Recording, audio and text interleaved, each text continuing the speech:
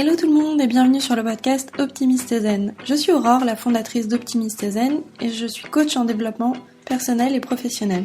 J'ai créé ce podcast afin de vous aider à vous détendre et à développer votre bienveillance envers vous-même.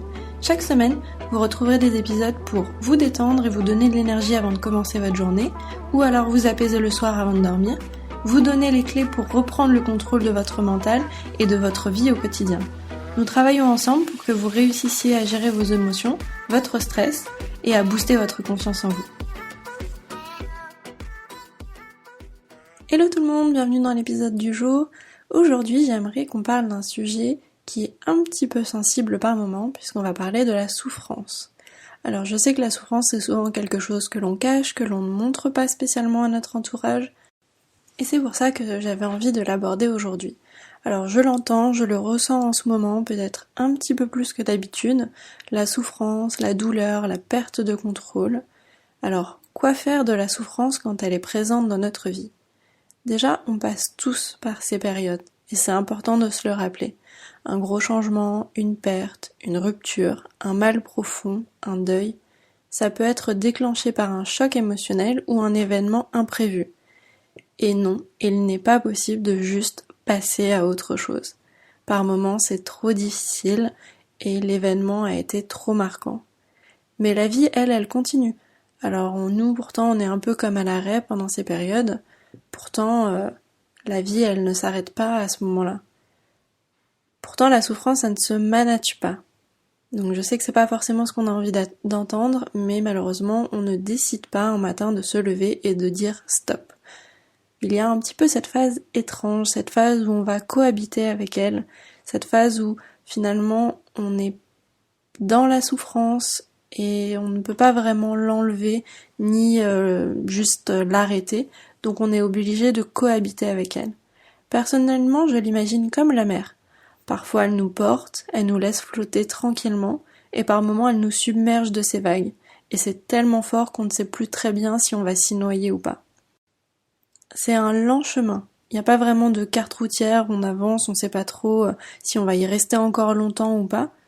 Et un matin, on se réveille. On est de nouveau sur la plage, la douleur est partie, et elle est partie comme elle est venue, sans crier gare. Donc n'ayez pas peur. Il y a toujours une fin à la douleur, une fin heureuse, une douceur que seule la vie sait apporter. C'est un regain de vie qui nous rappelle pourquoi celle-ci continue. Et surtout, pourquoi est-ce qu'elle vaut la peine d'être vécue ? Mais si tu écoutes cet épisode, c'est peut-être que cette souffrance, tu en as marre et tu voudrais changer les choses. Alors pour cela, il y a plusieurs points que j'aimerais qu'on aborde. Déjà, j'aimerais qu'on parle du rapport que l'on a aux émotions. Quand on souhaite changer, il y a une partie qu'on ne peut pas laisser de côté. Et ça, c'est justement ces émotions, nos émotions. Je pense sincèrement qu'un changement profond ne s'opère que lorsque l'on est prêt et qu'on a les ressources pour.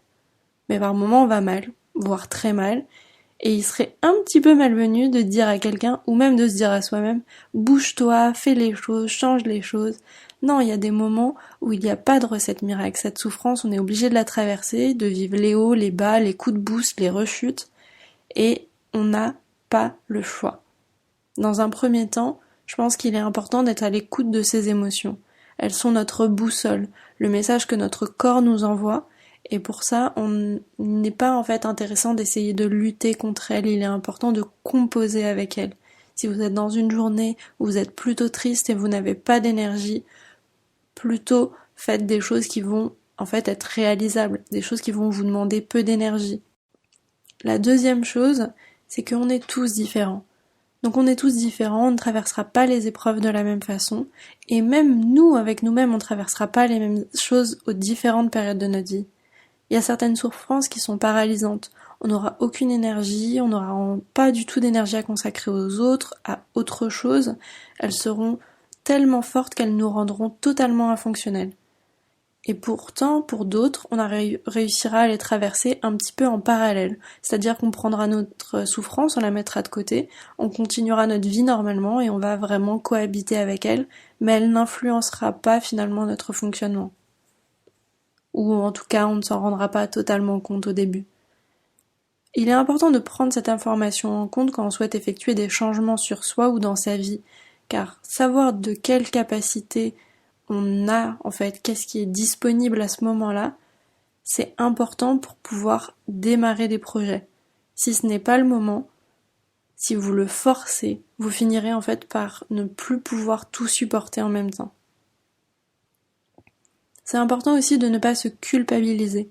À ce moment-là, peut-être que vous pouvez, peut-être que vous ne pouvez pas, peut-être que la dernière fois vous avez pu, peut-être que cette fois vous ne pouvez pas. Certaines personnes, même en plein drame, seront capables de grands changements et d'autres ne pourront pas du tout. Et c'est ok dans les deux cas. Et même selon les situations, tu pourras être dans un cas ou dans l'autre.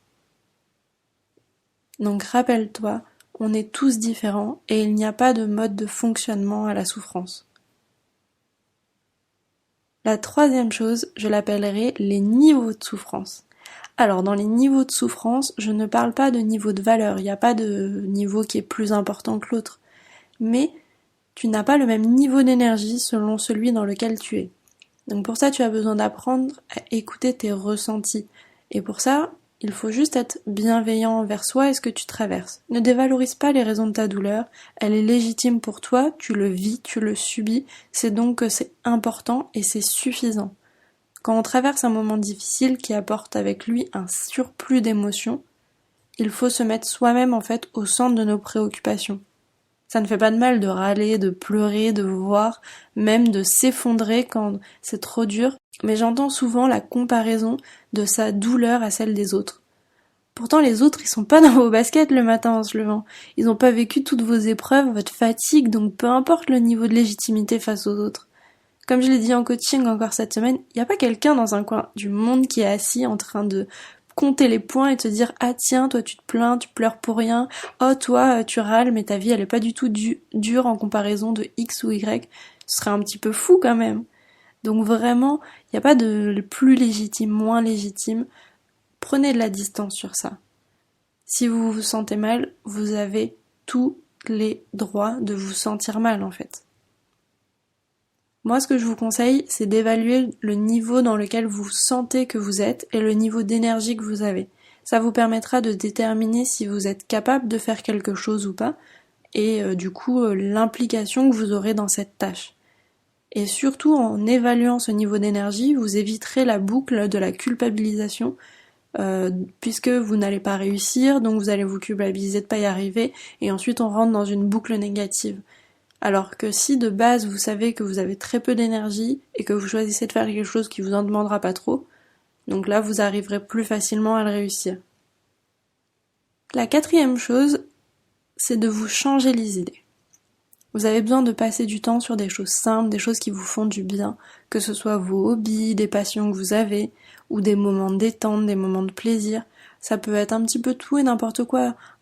Faire du sport, de la cuisine, regarder un film, lire un livre, dessiner, ce que vous voulez, mais en fait juste des moments calmes et des choses qui vous ressourcent. Vous pouvez prendre le temps de sortir, de marcher, de vous reconnecter à la nature et surtout au monde en fait qui continue lui de s'agiter. Ne vous enfermez pas dans une bulle seule chez vous. Passez du temps dehors même si vous ne voulez pas forcément échanger avec les autres, mais continuez à voir le monde en fait qui continue de bouger, c'est important et en fait vous rechargerez je pense vos batteries d'une certaine façon. La cinquième chose que vous pouvez faire et qui est sûrement la plus importante, c'est de vous entourer. Faites appel à votre entourage, demandez des conseils, de l'aide ou juste une oreille attentive. Changez-vous les idées, faites-vous du bien, même en regardant un film dans le silence, vous n'êtes pas obligé de discuter forcément. Si votre entourage vous connaît et que vous leur dites que vous avez besoin d'eux mais que vous n'avez pas forcément envie de raconter vos problèmes, vous pouvez trouver d'autres choses à faire avec eux. Si au contraire la souffrance vous a rendu amer et que vous avez apporté de la colère en fait et que du coup dans vos relations c'est compliqué, que vous l'avez dirigé soit envers les autres soit envers vous-même, que vous vous êtes isolé, apprenez à exprimer votre colère différemment. Que ce soit dans le sport, dans l'art, dans l'écriture, même franchement frapper dans un coussin s'il le faut, mais faites-la sortir. Et faites le premier pas pour vous reconnecter à votre entourage. Peut-être que votre comportement les a éloignés petit à petit sans même que vous en rendiez compte. Tout le monde ne sait pas gérer la souffrance des autres. C'est même extrêmement dur de se sentir impuissant face à la douleur des personnes qu'on aime. alors ouvrez-leur la porte, montrez-leur que vous avez besoin d'eux. La pire chose à faire avec sa souffrance, c'est s'asseoir seul avec elle, y rester à la regarder impuissant, puis finalement se perdre dedans. Si votre entourage n'est pas une option et que vous n'arrivez pas à remonter, trouvez une aide extérieure. Un professionnel si besoin, un groupe d'aide, vous trouverez toujours quelqu'un pour vous aider. Évidemment, ma porte et mes DM virtuels sur Instagram vous sont toujours ouverts. Vous pouvez me retrouver sur le compte Optimiste comme le nom du podcast. N'hésitez pas, vraiment, je serai là pour vous répondre si vous en avez besoin. Il existe de nombreuses options que je n'ai sûrement pas citées pour aller de mieux en mieux, mais l'information la plus importante et le message que je veux vous faire passer, c'est que cette situation est temporaire.